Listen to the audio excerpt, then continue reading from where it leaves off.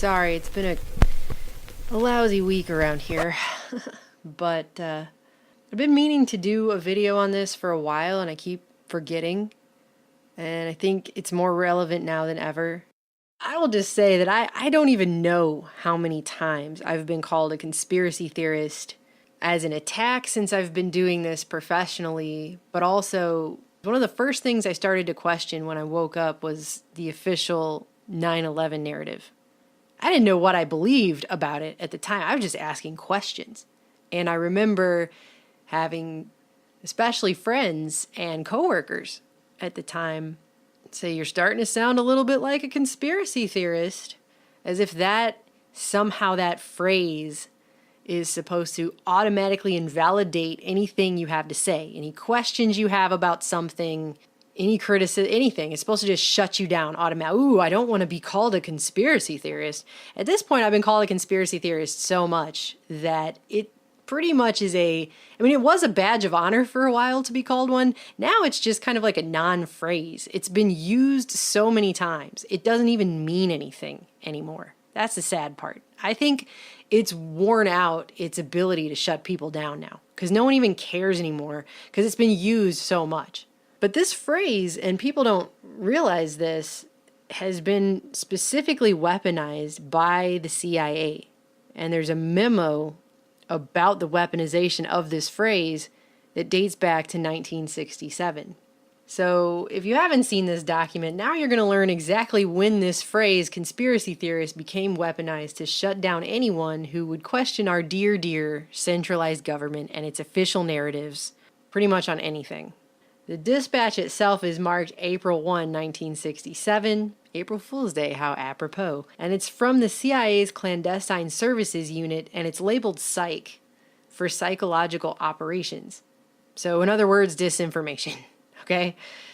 And the subject line is Countering Criticism of the Warren Report. And they open up by saying that people don't trust the Warren Commission. Considering Alan Dulles and wise man John J. McCloy were on it, I'm not really sure why anyone would. And public polls showed that 46% of America didn't believe that Oswald acted alone. Half the country didn't believe the government. They go on to say that that's particularly concerning, especially to the agency. If you go through this report, you'll see all these tactics they mention employing against anyone who publicly criticizes or questions the official JFK assassination narrative as a conspiracy theorist. The tactics they say to employ include discussing the publicity problem with liaison and friendly elite contacts, especially politicians and editors, meaning that the CIA admits that they have what they call friendly elite contacts in Congress and in the mainstream media, who will help push the official narrative onto the public. Do you have any people being paid by the CIA who are contributing to a major circulation American journal? We do have people who submit pieces to American journals. They also say they should point out parts of the conspiracy talk appear to be deliberately generated by communist propagandists.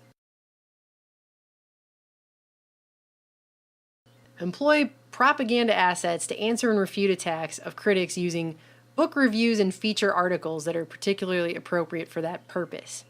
And it goes on to say, our play should point out, as applicable, that critics are wedded to the theories they've adopted before the evidence was in, they're politically interested, they're financially interested, they have hasty, inaccurate research, and they're infatuated with their own theories, as a way to discredit people like Mark Lane, whose book A Rush to Judgment had come out the year before, and there was a documentary coming out about it this year, and then also in 1967 you had Jim Garrison's court trial in Louisiana going on. So they had a lot to try and combat with this. Then they go on to say, in private or media discussion not directed at any particular writer or in attacking publications which may be yet forthcoming, the following arguments should be useful. So here's your CIA arguments. And the one they have first with an underline for emphasis is that there's no significant new evidence.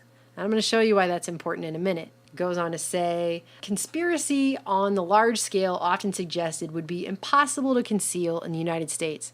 This is such a failed argument. there's thousands of people that work for the CIA concealing what they do all the time. I mean, by the point that this had happened, you had World War II, which was one giant concealment of all kinds of things. The Manhattan Project had thousands of people working on it, concealing what they were doing, compartmentalized from each other. You also had radar and ultra code that had been broken. You had all kinds of people working on secret projects during World War II. Some would argue those are or are not conspiracies, but that's not even the point. Large-scale projects where thousands of people keep things secret happen every single day, all the time, throughout history.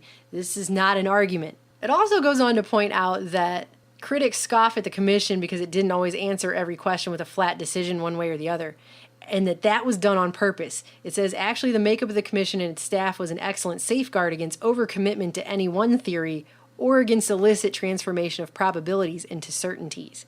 So they were purposefully vague, so they could not be called out for any one particular thing. That was all done on purpose. The way the commission was made up, done on purpose. And when I read that, the first thing I thought of was 9/11 and NIST, the NIST report. These are the tactics they came up with in 1967, and they've used them over and over and over. And just right here, where you have these talking points of how there's no significant new evidence and that conspiracy on this large of a scale, as often suggested, would be impossible to conceal. Just on those 2 points alone, if you go back and start looking around at book reviews and editorials, exactly as the memo suggests, from 1967, after this memo was released, you will find CIA talking points directly in the media. Like this one is a two full pages spread in the Bridgeport Sunday Post. So the Sunday newspaper, this is back when people read the newspapers. A lot of these, by the way, that you'll find are in the Sunday paper, and they're huge full-page spreads. That's done on purpose. And they devote all this room and space to this, and then they employ the talking points directly from the CIA memo. Things like this sentence where they say that it's a conspiracy of almost universal dimensions. It's so huge. It's the size of the universe. That's how big the conspiracy would have to be. Or the no new evidence line, that one's everywhere. Conjecture, not fact. The critics have assaulted the theory, the single bullet theory, the magic bullet theory, as it has now come to be known. The critics have assaulted the theory, but not with new evidence. There's just no new evidence. Or this full-page spread about how amateur sleuths develop theories, but no new evidence. So that's what they did, and that's how they did it, and this is still being done today. They have used this again and again and again. The same tactics, the same elements from the CIA memo 1967, weaponizing the phrase conspiracy theorist after anything major happens, where people en masse attempt to question the validity of the government's official story, including the communist propagandists, although today they just say you're fake news and they call you a Russian propagandist, but it's the same exact tactic that's being employed today. Starting in the 50s, the CIA employed something called Operation Mockingbird, where they recruited leading American journalists into their propaganda network. We do have people who submit pieces to American journals. And it specifically points out that Phil Graham from the Washington Post was running the project, and it included people from the New York Times, Newsweek, and CBS. And what do we see today? You have all the same mainstream outlets pushing the fake news narrative, which the whole point of that is to shut down independent alternative media sources, especially those that are critical of the establishment or that discuss conspiracy theories. And Washington Post was the first one to really promote and push the unfounded claim that all alternative media sites are Russian propagandists, which they got largely called out for because there was nothing really to back that claim up except some website that could have been put up by anyone. So the same tactics are still being employed by the same people. New York Times as well, all about the fake news. New York Times, by the way, recently winning a Pulitzer Prize for their reporting on the Russian hacking of the election.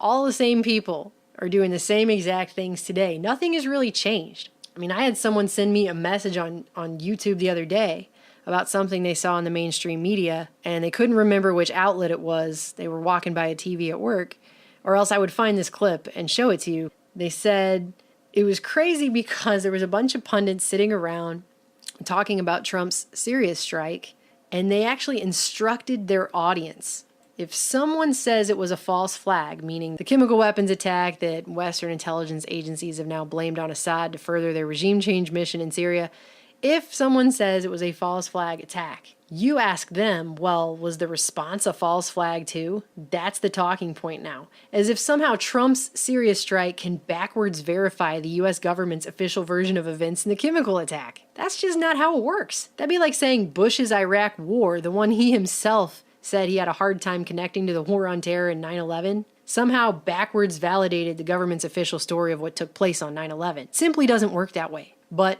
that's how they're shutting people down now.